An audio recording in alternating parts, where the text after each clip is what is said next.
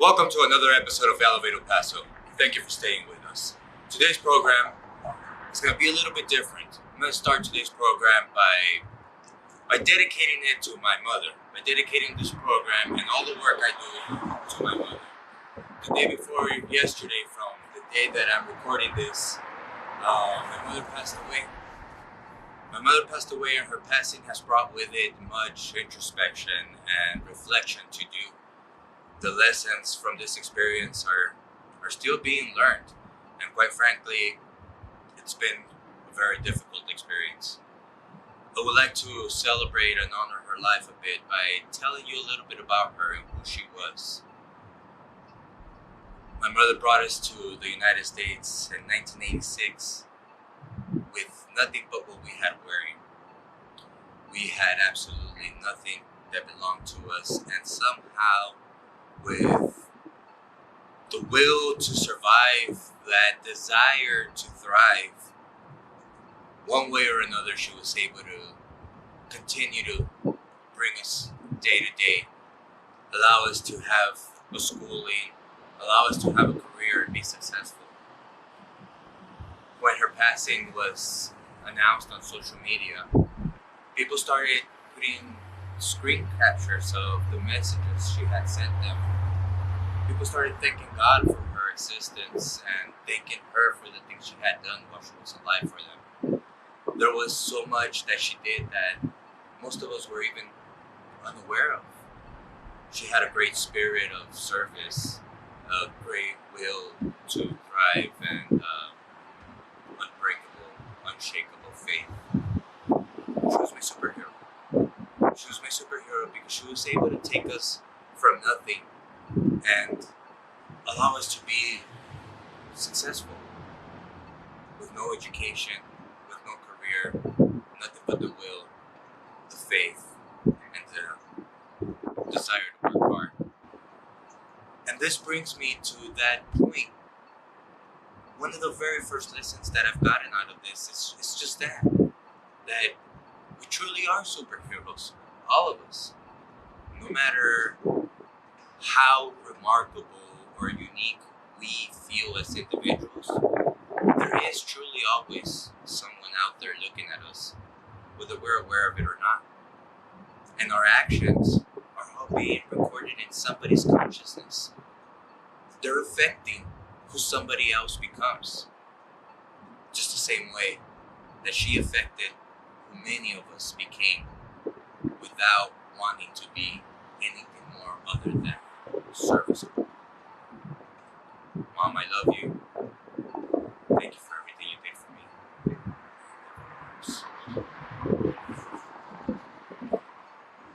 In today's program, we're going to do something a little bit different. We're going to be talking about different sites where Pancho was and different historical events that happened in our downtown sites. Stay with us. Today, we're going to start out by saying thank you to those who have done great things, greater than their own lives. Stick around.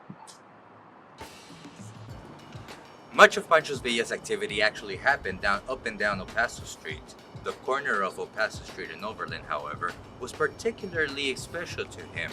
What we find here in 1910 was the St. Charles Hotel was actually the Shelton and Payne Arms Company, and they provided many of the Revolutionary War's arms as well as ammunition. Designed by Henry C. Trost and his Trost and Trost firm, and built by the contractor R.E. McGee for $25,000, the Merrick Building was constructed in 1887, and it housed the infamous arm merchant, the Shelton Payne Arms Company. Shelton Payne is not just infamous for supplying the arms of the Mexican revolutionaries, but also for patenting their own modification on the pistol holder in November of 1916, and for being the suppliers of a Colt 45 single-action Army revolver with a 4 3/4-inch barrel that has become an American icon. This silver-plated six-gun belonged to a West Point graduate class of 1909, assigned to the 10th U.S. Cavalry Regiment, a great man by the name of George S. Patton, who later had the revolver fully engraved. Shelton Payne provided arms to many historical personalities, and in December of 1910, Abraham Gonzalez placed an order for 60,000 cartridges. And yet, this corner is still holding more treasures of the Revolutionary War. Right next to them, right there, was the first provisional government of Mexico established by Abraham Gonzalez. Abraham Gonzalez is important because he was the one in charge of the revolutionary movement in the state of Chihuahua. He is also important because he is the one that convinced Pancho Villa to go from being abandoned and turning into a revolutionary. The Provisional Office of Government, the Provisional Government of Mexico, their offices later moved down a couple of blocks to the Capos building. So now to my left is the Capos building. The Capos building is extremely historical because here was the first provisional government of Mexico for the revolution. Francisco Madero was the one that established this along with Abraham Gonzalez. Pancho Villa, Abraham Gonzalez, Madero, and many other key figures to the Revolutionary War in Mexico were freaking visitors of this building. Where we see that broken window up in the 5th floor, that was room 507 and room 508, which were the offices of the provisional government of Mexico in the United States, established by Francisco Madero.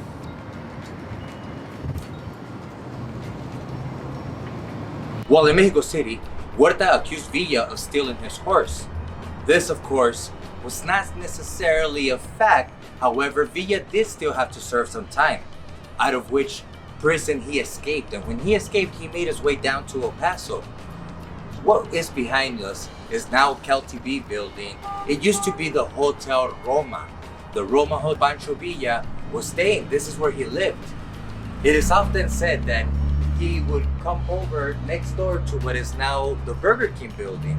In this Burger King building, it used to be the Emporium Bar.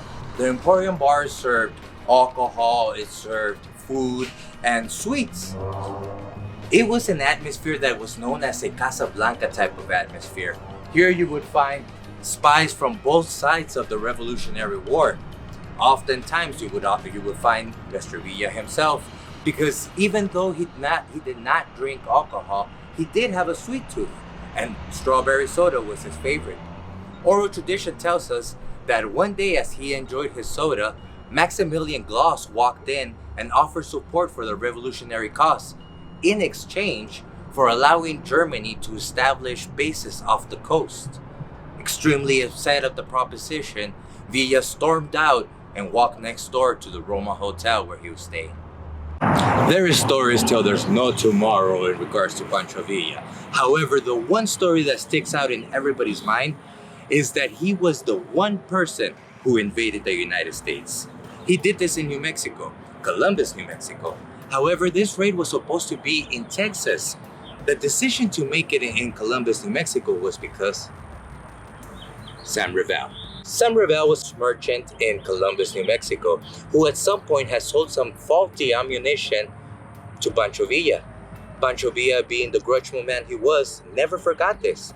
And when the decision was made on which city to raid in the United States, he remembered that Sam Revell was a citizen of Columbus, New Mexico, and the decision was made to raid there.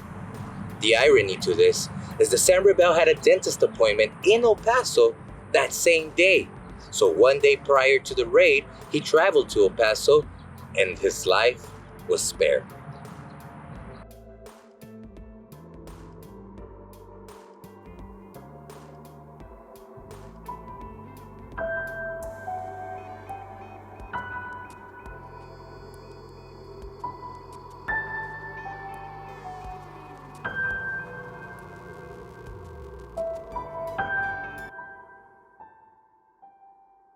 My name is David Delgadillo, and I'm been here for like 18 years ago.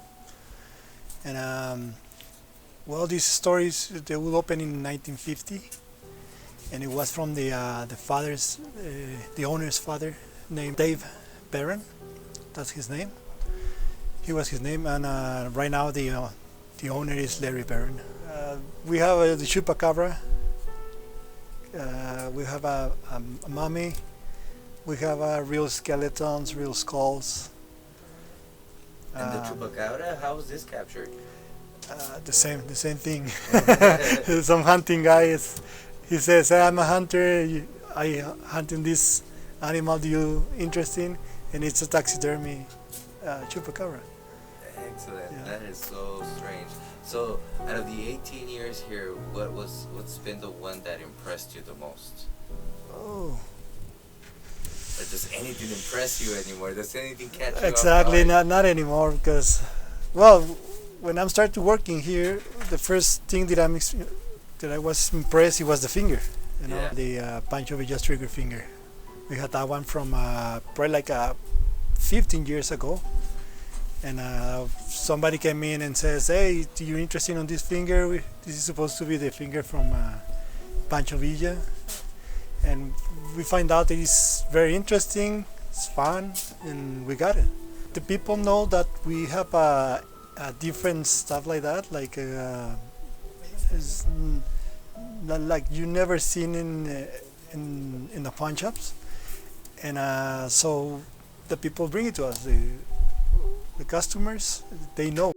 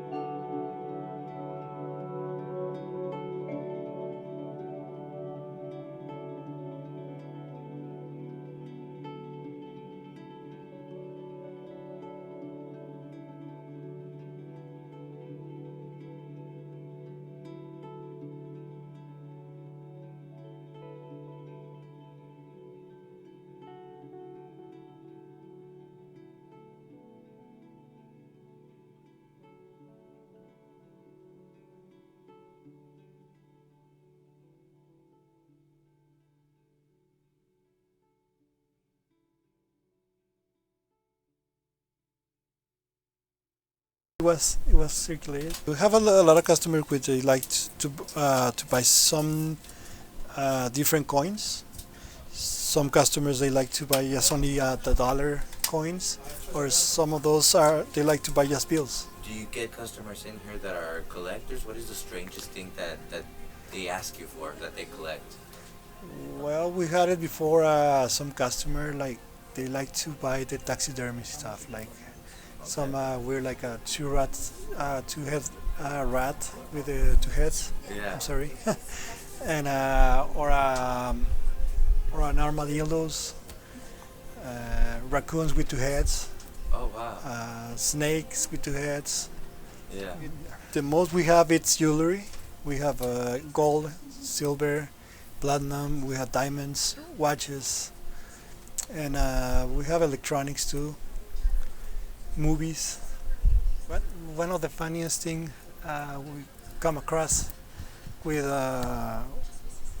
somebody called to the 30th to say that we have a dead body here, and they was very scared because they don't know what's going on here.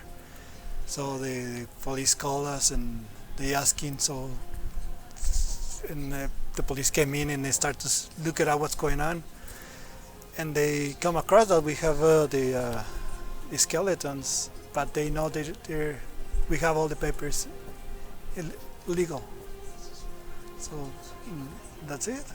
That was an interesting story. Yeah, very very funny because this guy, we have the record when they call the police and. Paso Police non-emergency operator Castañeda, how can I assist you? I just had a really weird situation. There's at 216 South El Paso, they're selling a mummified person, like actual human remains. Okay, I'm sorry, what was the street number? It's 216 South El Paso. It's called Dave's Loan. And he has a bunch of weird stuff in there. I walked in, and he has in a big case for $15,000, actual human mummy. It's a person, literally, that was trapped and mummified. It's not from Egypt or something. I looked up the laws. You can't have or sell any kind of, like, human remains unless you can document and prove where it came from and it's from science or something like that. And this is nothing of the sort. This is just a person who was mummified, murdered or something, and he's selling his body. Okay, but it is an actual person. Yes, it's real. And this is Dave's loan? Yes, Dave's Loan. He also has things that say it has a human skull with bullet holes in it. He wants $1,295 for the human skull with a bullet hole in it. So this person was murdered with a gun, and he wants to sell his skull. Okay. Bear with me one moment, please. I'm going to put you on a brief hold, okay? Yeah. What? I'm here. Okay. We haven't had a question like this before. That's why I was getting some information. I know, this is weird. I know, but it is human, right? You're sure they're human remains? I promise you. I even took pictures and everything. If you have something I could send these pictures to, I could totally give them to you. Okay. What I'm going to do is speak to an officer and let me see who we send, if we do the call, or I would need to transfer you to the 911 operator so they can send the unit. Let me see what I can. So, yeah, I asked him where he got it, and he said one day a man came and sold it to him. And I said, and you don't know who this mummy is, but it's real. He's like, yep, it's a real mummy. And I was like, wow. All right, y'all. Well, hey, I'm glad I was able to do something about it, right? Maybe brought that guy some justice. Yes. Obviously, he was murdered. Yes. Do you know the one that's mummified? Do you know how long did he tell you it's been mummified? I can look at it and tell you it's been mummified for, well, at the state it's in, it's still got hair. Okay. It's still got hair. There's every piece of his body is still connected. There might be a few toes broken off or something. But he's in a position where it looks like he's confined and trapped. His hands are like curled up to his chest, and he's like, just looks like he's confined. So obviously the man was confined in some area, trapped, and it's like black mummy. And it was very funny because the guy says, "Oh, I'm very scared. I don't know what's going on in that store." It's very funny. Sometimes we have artists from other places. Like the first one I met here, it was Steve Tyler. Oh wow. Yeah, it was Steve Tyler here. That was my first one. My friend from Billy Gibbons from CC Top. Oh, He's very wow. nice. He always came in and he gave me all the time. I don't know why. Yeah. He gives me tickets from his show. Well, that's great. Yeah, exactly. And the other one that I was impressed a lot, it was this lady from Spider-Man, Christine Dunst. That's Yeah. her name. Yeah, exactly. Wow, that is amazing. So this is definitely one of those places that if you come to El Paso, you have to visit. You have to visit this place because it's the only one here, I think, in all Texas. We are here in El Paso Street, 2116 South El Paso Street. We have a lot of different things that they will like. Ali just came to see what we have, and they will love, and they will going to buy something, at least one item.